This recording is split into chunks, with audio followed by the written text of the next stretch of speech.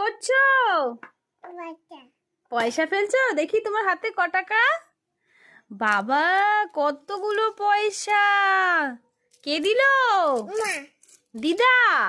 দিদা দিল তো। এই তো দিদা দিল। এই যে দিদা বসে আছে। নাও তুমি ফেলো তো। তুমি পয়সা জমাও? তুমি জমিয়ে কোথায় যাবে? ঘুরতে?